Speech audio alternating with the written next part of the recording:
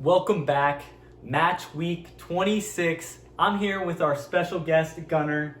Oh, it's great to have you on. It's Welcome. brilliant to be here. It's brilliant to be here. Oh, man. Been a long time watcher of the channel since day one, and it's good to finally be a part of the program. Oh, man. You've been a part of the channel for a long time. We've had shout out after shout out of our one United fan. Here he is, Gunnar, our United fan that we constantly shout out. He was at the Villa-United game. And he was the reason why United ended up coming back and winning that game. I felt like it. I felt like it. But we're happy to have you on. We have a short match week this week, only 8 games, because the Carabao Cup is this weekend. We'll have a quick conversation about that at the end. But before all of that, let's get a score update, and then we'll just get into it. Brilliant. I just cannot hear what the amazing Gunnar has to say. Oh, I'm excited to share my thoughts. My days. Score update for match week 25. Me and Brock put up some very, very high numbers. Bit of a shootout. 11-11 on the week. A wash brings the overall scores to 158 to 157. I'm in the driver's seat still. In the driver's seat. I'm in the driver's seat, but barely. But it just feels good. It feels good to be in the lead, let me tell you. Brock's going to be wanting to get back at it. But let's just go ahead and get into our games. Let's get into it. We'll go with the first match of the week, which just so happens to also be our game of the week. We have Aston Villa at home against Nottingham Forest. What are your initial thoughts coming into this one? Well, we know that Villa's been a team to be a force to be reckoned with this season. But recently, we've seen a little bit of wavering in their form. I mean, they've been hit hard by Chelsea in the Cup, and their form has been a little shaky recently. But Forest, I just don't know if they have what it takes to beat Villa at home. Yeah, and like you said, in regards to Villa, they're at home, which they're home. They had like that massive winning streak at home, if you remember from from last month, right? When they took down Arsenal, took down City, and everyone's like, their home field is a fortress. They've now lost three in a row at home. Obviously, last week they were able to get back in that win column. Ollie Watkins with that brace. Is this going to be the game where they're able to just take care of business? I'm thinking so. I'm thinking, like I said, I just don't know if Forrest really have what it takes to kind of get anything out of this game. Villa at home, even though their form has been a little shaky, it is a tough place to play regardless, and I think that Villa will get it done. Yeah, and for Forrest, Anawani is a brilliant player. They get him back, and what does he do? He gets an instant goal. That's true. Coming back, he's been hurt for months, and I just think that's a huge deal to have a player of that quality back into the side. It helps Santos, but like you said, I just don't know if it's enough. I just don't know if it's enough. Think about Villa too. Oh man, they are fluid. They are so fluid. Maybe the goals aren't always coming in recent weeks, but I just cannot. I just love watching them play. I really do. Oh, really do. They're just a joy to watch. Did you put out a score prediction there? Not yet. Give me your score prediction. My score prediction for this game of the week, I'm saying 2-1 to Villa. I think Nottingham are going to scrape something. I think having Awaniyi back is just going to be a little bit of a boost, but I just don't think they're going to get it done. Yep. 2-1 to Villa. I'm going to go 2-0 to Villa on this one. I just don't know if Forrest will be able to get a goal on the road. Yep. Brock, what do you have to say about this one? We're going to see Villa playing host to Nottingham Forest. This is just a Villa side that I think finds a way to get the job done on a day that they need it. I'm going to go 3-1 Aston Villa. That brings us into our next fixture. We have Brighton at home against Everton. Brighton coming off of that 5-0 thrashing. In recent weeks, they've been inconsistent. That could be a promising side for the future. Everton, on the other hand, are winless in their last 5. They've picked up 4 draws in their last 5 results. And that's just a bit of dice ball, isn't it? It is. Really is. Yeah. This is a tough one. I think Brighton are a very inconsistent team right now. I think they find ways to find wins some game weeks, and then the other weeks they kind of just have a bit of a stinker. But I think Everton they're in a tough spot. I think they're finding ways to scrape by points, but they're just not finding what it takes to get the edge and grab a win, grab the 3 points. And dealing with that points deduction is tough. It is tough. Right now, it's them and Luton level on points. They have goal differential, so they're out of the relegation zone for this before this match week. But it's a tough situation over there. It feels like, right? It is. What is your scoreline for this one? I'm gonna have to go Brighton at home. I'm thinking that's gonna give them the edge. I think Everton are gonna find a way to scrape one. They always do. They always get some cheeky little goal here or there. But I think it's gonna be 2-1 to Brighton. In thy sweet trust, 1-1. Brock, what are your thoughts on this one? Brighton pings. Special shout out to Josh Lardy. I've got the Seagulls taking down Everton, and they're going to do it in stylish fashion. 3-1. Back-to-back, boys. I'm sending it to you. The next fixture is Crystal Palace at home against Burnley. A very, very interesting matchup. Palace are starting to find themselves creeping towards a relegation zone. Roy has been not sacked, but he has stepped away from the club due to some illness. Yeah. Prayers up for him. He is an amazing manager, has been around forever. Legend. Love that guy so much, especially for what he did for Fulham back in the day. But that just means a new man is taking the ship, and it is Oliver Glasner from Eintracht Frankfurt, the former Europa League winner. Very experienced, very, very talented manager, and I think it's a really good appointment. I do too. I think him finding his way to the Prem, I think that's a great move for him, coming off of a Europa League win, and I think being a manager in the Premier League is kind of the staple kind of goal for a lot of managers, and I think this is a great spot for him, and I think Palace should be happy to have him. Yeah, and I think you said that really, really well. Burnley, on the other hand, are in the relegation zone, and it doesn't look like they have a chance of convincingly. That's a great way to put it. It doesn't seem like they have a lot to be able to make a push to get out. But these are the matches that are circled on the calendar that is true. A potential 3 points. That is true. They won't get it here, though. But they will get a point. They will get a point. I'm going to go 1-1. I want to go so badly with that new manager bounce, but I just think both of these teams just don't have enough in them for either of them to take the 3 points. Yeah, I'm going to have to go. I'm feeling the new manager, especially with his experience coming off of that Europa League win. I think there seems to be a tendency for the new manager bounce to kind of help a team grab 3 points right at the beginning. But I mean, no Lise, no Eze, that's tough. It's always tough when those two don't play. It's kind of a toss-up. With the banger on Monday, though? Yeah, what a screamer. I mean, it's always a toss-up when those two don't play, but I think they have enough to get it done against a team that I just don't see coming out of the relegation zone. I don't think Burnley have what it takes. They are convincingly down there, and I don't know if they're going to find a way back up. If they are to, this would be the game to do it, but I don't think that they're going to. I'm going to say 1-0 to Palace. Brock, what do you have for us?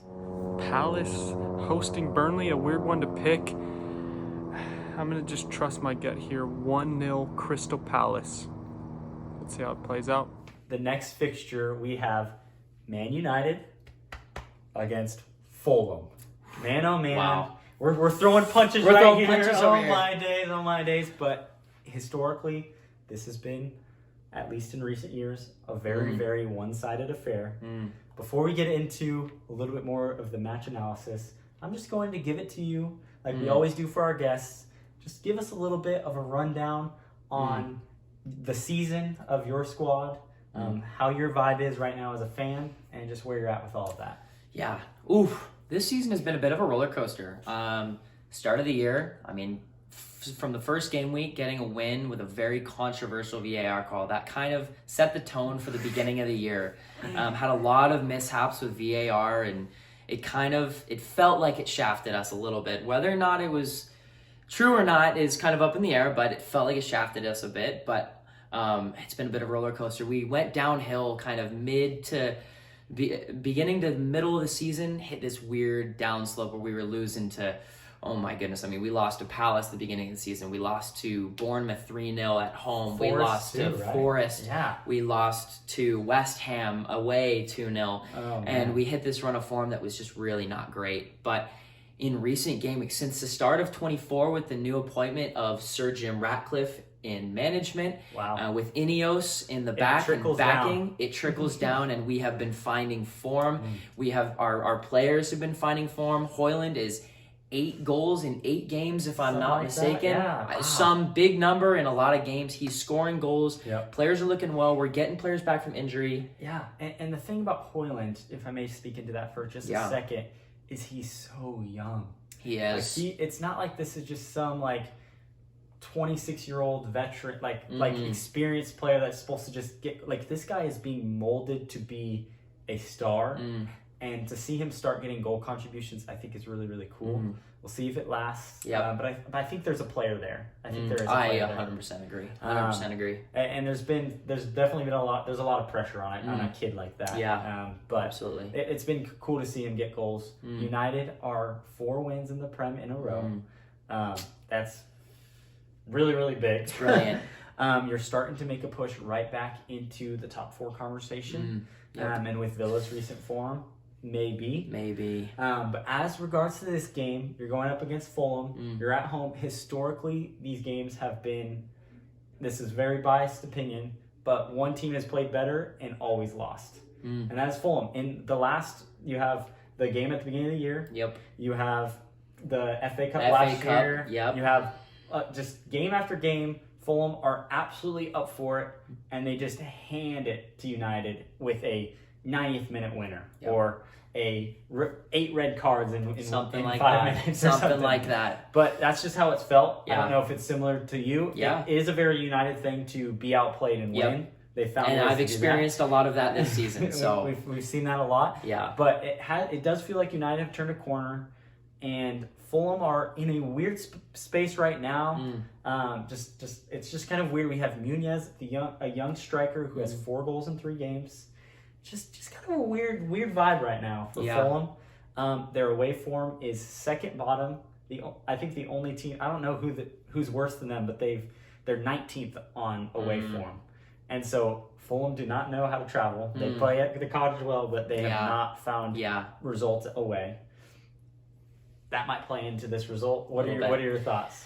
What's your prediction here? I mean, I'm gonna have to. It's a bit of bias, but I'm also trying to bring a bit of logic into this. I'm gonna go 2-0 United. I think the recent form, and we're at home. Fulham's away form is just not great. I think United are gonna get it done. I think Højlund's gonna continue his scoring run. Wow, I'm gonna go 2-1, and it's going to be a late winner. I just know it. It's Fulham-ish. Brock, what do you have to say? What a special treat to have Gunnar on the podcast, and he's facing off against Jordan's team in Fulham.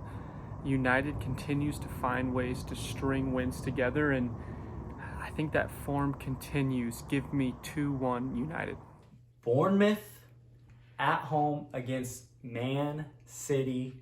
Bournemouth, real quick, had that really, really good run in December. But they have not won in 5.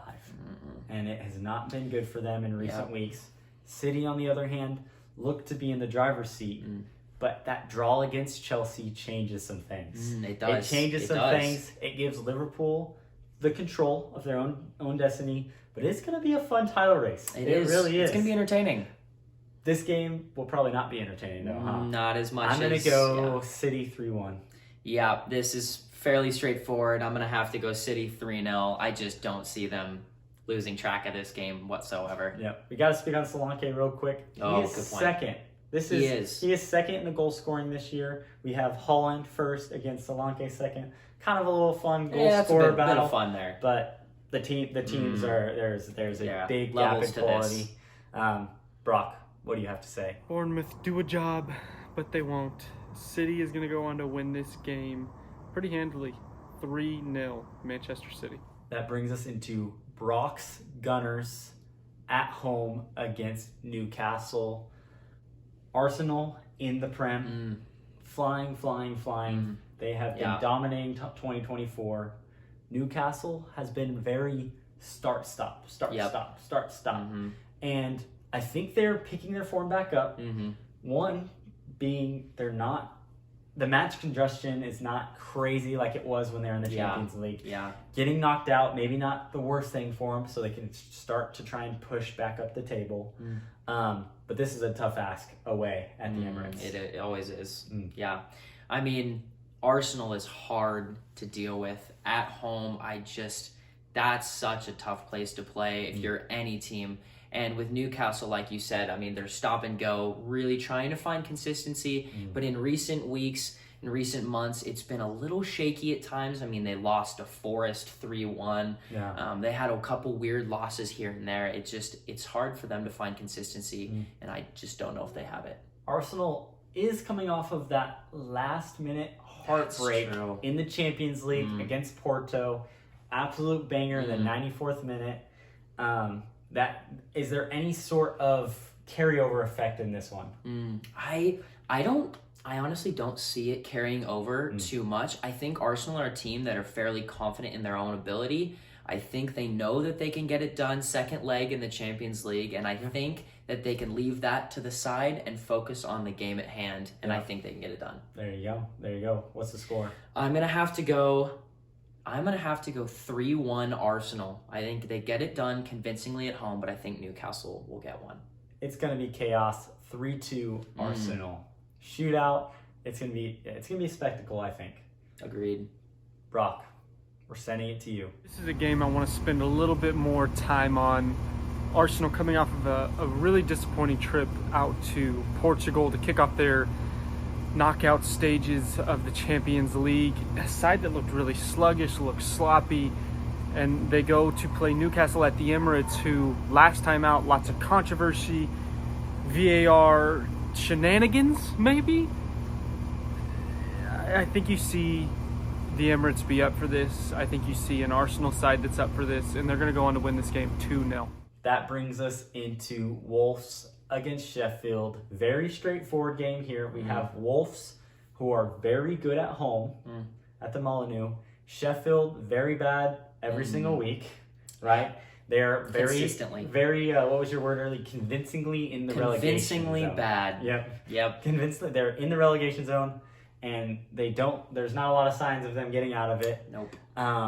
I do want to speak on relegation zone real quick. The 3 teams in the relegation zone are the 3 promoted clubs.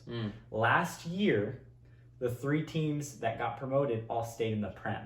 So we're seeing a very, very different vibe to the teams that had a successful model last year, and it was successful, and the teams this year who are really scraping and clawing. They're struggling. And they're having a hard time. I think it says a lot about the gap that was there last year and just the quality of last year's Prem, because these new teams have been really, really struggling.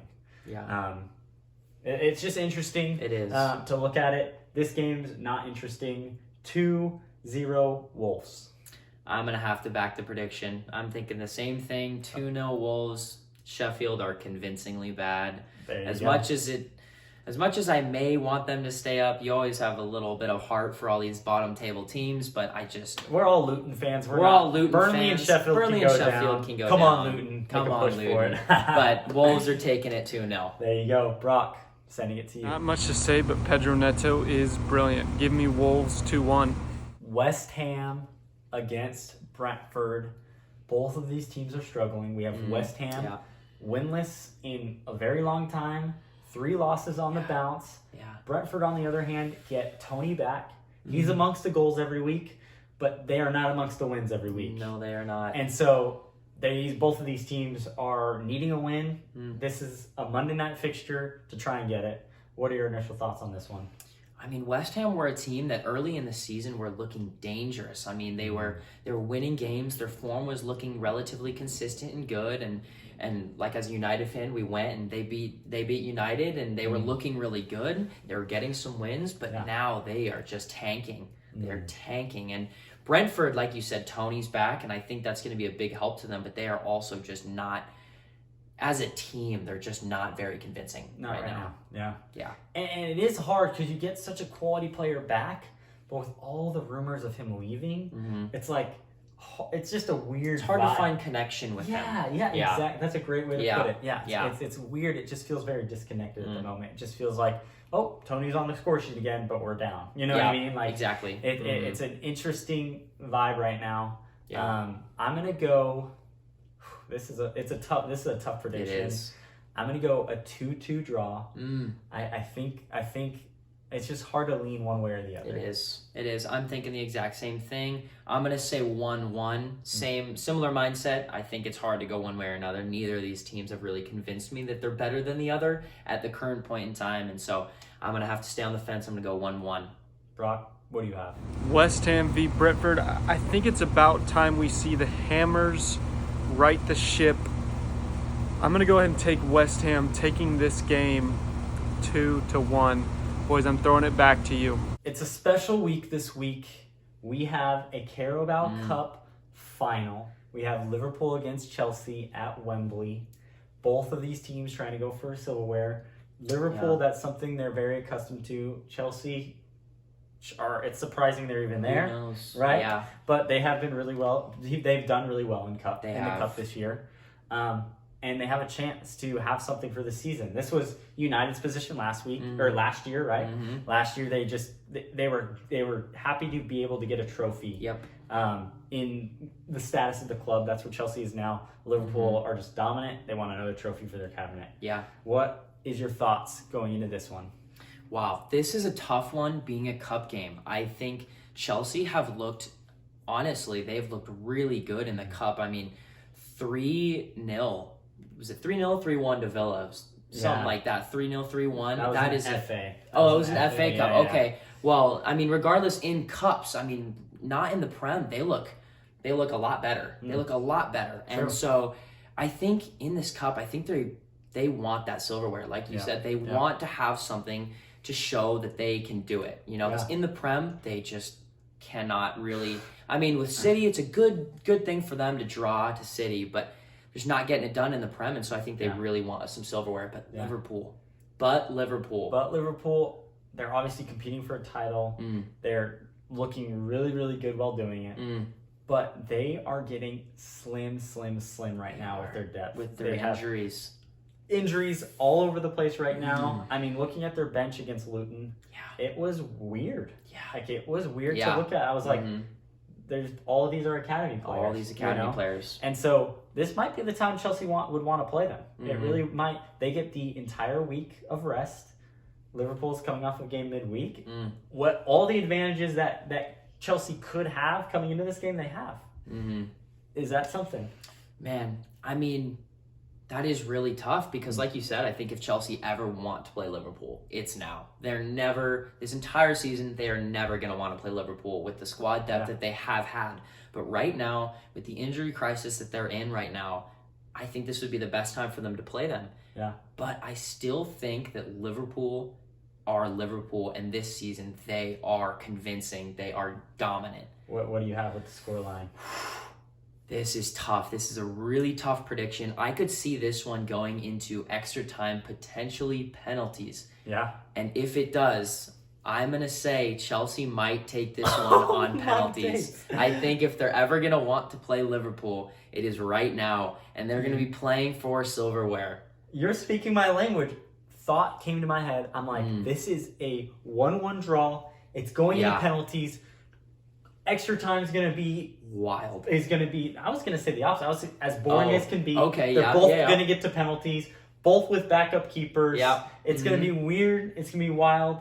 And somehow Chelsea's going to get a trophy this weekend. I agree. Man, oh man, agree. We agree. Brock, what are your thoughts on the Carabao? The Carabao Cup Final. I'm going to side with a dear friend, a fan of the pod, and the mate that's making me coffee in the morning. Sam's Liverpool side is going to take the Carabao Cup, even with all the injury shenanigans. They have championship pedigree, and they'll win a tiny championship in the Carabao Cup. They're going to take this game 2-0. That's going to wrap us up this week. We need you all in the comments talking about who you think is going to win a trophy this weekend. What are your thoughts on the title race? What are your thoughts on the relegation battle? All of you have to be in the comments just saying how great of a job Gunnar did this week, man. Oh, it was a pleasure to be here. It was a blessing to have you on. Yeah, it was a blessing to be here. We appreciate you guys all for watching, and have a good week.